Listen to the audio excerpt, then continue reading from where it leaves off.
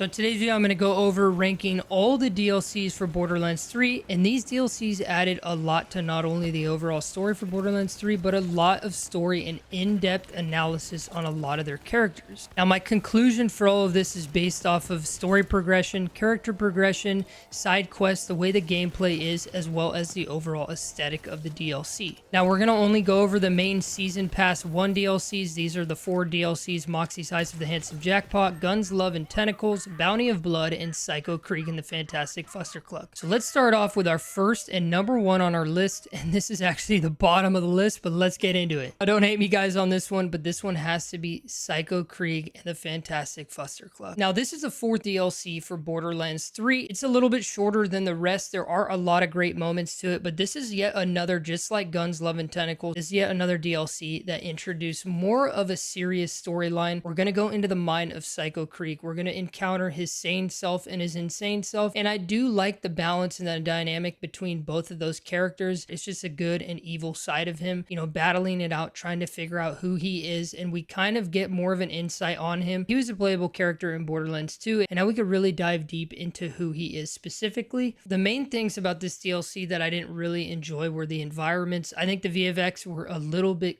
wild for the most part during these encounters. I will say the beginning intro is absolutely amazing when you're on the grass field and you have these rocket guys coming after you, have Giant Krieg, and you're just slowly fighting these guys in this beautiful environment, and then we get sucked into the mind of Krieg, and it's just completely like dilapidated and just crazy. But overall, as the DLC progresses, I didn't really enjoy the pace of the DLC and the environments. A lot of them are closed off, a lot of them are tight niche, a lot of them are very linear paths that you kind of have to follow. I will say there are some great side quests in this DLC that really expand more, not only on him as a character, but other characters as well, like Maya and different characters in the Borderlands franchise. It did open up a lot of doors and conclude a lot of stories and kind of give us more of a background, a lot of stories that this DLC had. The way this DLC works out, there are linear paths and main stories, and then after that they unlock some side missions. These side missions, or memories as they're called, are pretty insane, and we're gonna get a lot of wacky stuff thrown at us, and this kind of goes along with the Borderlands theme and, you know, how it works. But the thing about these side missions is they come right after an area that you've explored, and it kind of makes you go back to that area. You've already been there, you have to backtrack quite a bit to then go through this side mission. It's not linear enough to where you can get the side mission, and as you're progressing the main mission, you can do the side mission along with it. You kind of have to go back, and that is one of the other things that I didn't really like about the DLC. It kind of just slowed and changed the pacing up way too much, going back and forth, these linear zones. These missions were pretty simple and very much the same, just with different environments. One of the biggest things though that this DLC did introduce is Valhalla. Like, you know, Borderlands is all about loot, all about gear, all about the abundance of guns, weapons, collectibles, customization pieces, money, whatever it may be. And Valhalla at the end, having the ability to farm that and farm legendaries and grind that out was awesome. And there are ways to optimize this, but overall the DLC was too short, too linear for me. I did like being able to dive deeper into this character and see what he's all about and see deeper into stories and different stories from other characters in the franchise. But overall, I think it was kind of a little bit of a letdown as a DLC. It was the last DLC, one of the last DLCs we got for Borderlands, but it was made during the COVID lockdowns, and therefore they, you know, they probably were pretty limited on what they had and the resources they had in order to, you know, make this DLC. They didn't really, you know, they weren't working in an office together. They were working all separated from home, probably communicating over Zoom and things like that. So the delivery of the DLC was great overall, but I think it was kind of like, you know, just a simple DLC to put out there, and it does tie into a lot of story, but it could have honestly just been a side quest. Like, it could have been like how we have the Bloody Harvest or Broken Hearts Day or Revenge of the Cartels. It could have been one of those, in my opinion. And that's why I put this at the bottom of my list when it comes to my ranking of the DLCs for Borderlands 3.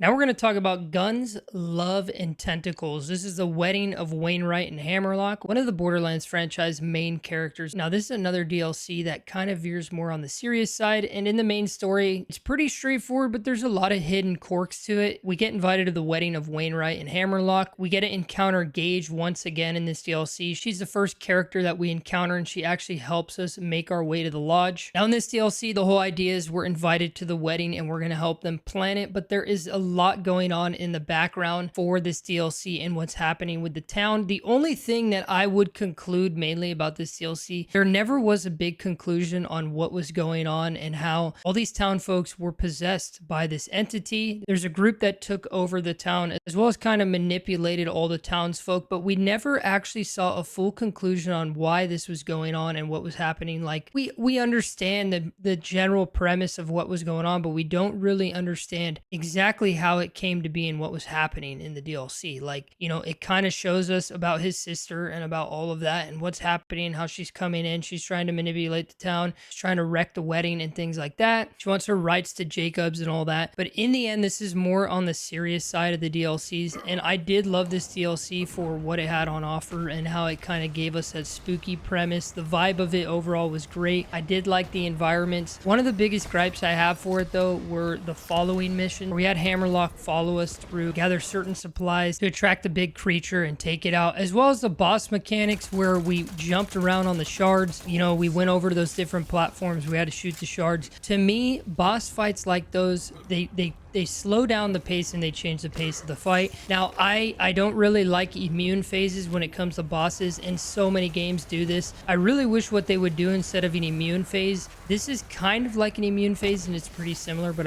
what I would like to see, especially in Borderlands 4, is instead of making the boss fully immune, make that cycle during the boss fight to where they take a lot less damage, they're a little bit more spongier, and they're just crazier with their attacks and their mobility, but not necessarily where they leave. It's kind of like the bunker in Borderlands 2. The bunker can fly off completely out of the set that you're in, the set piece, and disappear, and you just can't attack it for a long time. Same thing goes for the twins at the end of Borderlands 3. There's a lot of immune phases, and you're kind of just running around dodging different elements, different creatures, different, you know, ads that they summon and things like that. I don't really, you know, I'm not into immune phases, as you guys probably know if you've watched the channel. I don't like them. It slows the pace of the game. It's like a driving seat. It's like when you're having heavy combat and then you're like, okay, get in this car and drive from A to B, and you're like, dude, I just want to throw grenades and explode stuff and blow things up. But overall, this DLC, you know, from a story point of view, with Sir Hammerlock and Wainwright, seeing how their story ends and ties together and how it was an emotional roller coaster, and seeing like what these characters do for love and what they did for their party and everything. I think that aspect and that element of this DLC is fantastic. Now, I don't put it higher on the list just for the overall mechanics of the boss fights as well as the pace of how this DLC went. It did introduce some great weapons and new gear and new enemy types, but overall it was kind of, you know, a little bit of a repetitiveness of Eden 6 in my opinion. I would say there's a lot of, you know, a lot of the scenes where you're going through the library and places like that, there wasn't enough diversity to this DLC. I think it was a little bit too simple, but overall it still is a great DLC. Next off, we're going to be talking about Moxxi's heist of the Handsome Jackpot. This has to be by far the worst DLC in Borderlands history. No, I'm totally kidding. This is up there as my second best contender. Now, the beautiful thing about this one is it really touches on not only one of the best antagonists in Borderlands history, but in gaming history, in my opinion. And this has to be Handsome Jack. You guys know him. You guys love him. This guy is absolutely amazing. This was the first DLC that came out for Borderlands 3. It also touches on Moxxi's history, not only with Handsome Jack, but also it dives deeper into her own personal goals and what she wanted to achieve, because as you guys know, she always, since Borderlands 2, she's always had slot machines near her bar, and this ties in that reasoning, the whole idea where Handsome Jack, they were a couple at one point, and he took her ideas, and since he had the money, since he had the time, he was able to build this casino that they kind of inspired together to create. Now in this DLC, we join Moxxi's crew. We take over Handsome Jack's casino called Handsome Jackpot. Now during this quest, we're going to be encountering new enemy types, we're going to make new friends, find new loot, and this DLC has new legendary items, skins, heads, and trinkets, just like all the DLCs do. It also kind of pays homage to Gearbox's troll and how they troll us a lot in the Borderlands franchise. This DLC introduced some surprise elements that can totally jump scare you, totally throw you for a loop, and you can see this, and it's pretty noticeable in the level design, the writing, as well as the missions and how the missions play out. They're pretty much out to get you in this DLC. There are various clever and wacky things throughout the DLC that create entertaining experiences, but all in all, I know a lot of you are probably going to put this at the top of your list just because of Handsome Jack, but I think there are other elements to it that just make it good. You know, it had one of, if not the best farms in Borderlands franchise and Borderlands 3, this being the Scrap Trap Nest. That area alone with Trashlantis and the characters there and how we go through the turmoil with the characters there, it's almost like a separate mini DLC within a DLC, and it's just beautiful. It's a beautiful environment. It's great to see, you know, the fact that this is the byproduct of this billionaire's dream casino. The byproduct of it is this area near it that's just trash. Why wouldn't they just dump it out into the universe? I don't know. Maybe they were in the process of doing so, and you know, they didn't fully dump it out, you know. But I would just imagine that they would just dump this trash out and let it just go out into the galaxy and just let it dissipate somewhere. Now in this DLC, as we know, Moxie calls to help us to settle the score. This all starts by picking up the Handsome Jackpot in front of Moxie's bar on Sanctuary 3. Now here we get introduced to Jack and his luxurious casino. But once we make our way there, we also find that we are stuck just like the other passengers. We basically are stuck there, and we are taken control over by Handsome Jack, and we have to accomplish Moxie's request to free ourselves. Just like most DLCs and content in Borderlands, this too had heavy influence to Ocean's 11 and 12, the whole series of movies, and we're dropped into a very specific scenario that pushes the plot along. Some of these trollings by Gearbox include the VIP doors. You have to pay an enormous amount of money. It's a high percentage based off of the money you have. If you have millions, you're going to be paying upwards to 2, 3, 500,000 to open the door. Some of these doors can be great. Some of these doors aren't so good. We also have the great new mechanic of this interesting chest where it's basically like where we're playing blackjack. We have to get 221 or close enough to it. If you get 21, you get great loot out of it. If you don't, grenades come out, it explodes. If you bust, whatever it may be. So there's kind of a little bit of like a trolling method to it, as well as the way a lot of the environments are planned out. One of the things that I really like about this DLCs is one of the NPCs that they actually bring into the DLC, and this is Ember. I thought she was a great twist and a great element to this DLC. Her story and backstory for it, as well as Torque's hot sauce and things like that. They had a lot of different quirks where they brought in either new characters or existing characters that kind of play somewhat of a role in this casino, because if you think about it, with this being one of the biggest entertainment platforms, entertainment stations and places in the galaxy, a lot of existing characters probably know about this place. I'm surprised we never saw Tiny Tina in there. I'm gonna be honest with you. You know, maybe she's too young to be, you know, in the casino. I don't think so. I think she's old enough, you know, at this point in Borderlands 3, but I'm surprised we didn't see, you know, her at all in this DLC running a rampage, you know, throughout the casino,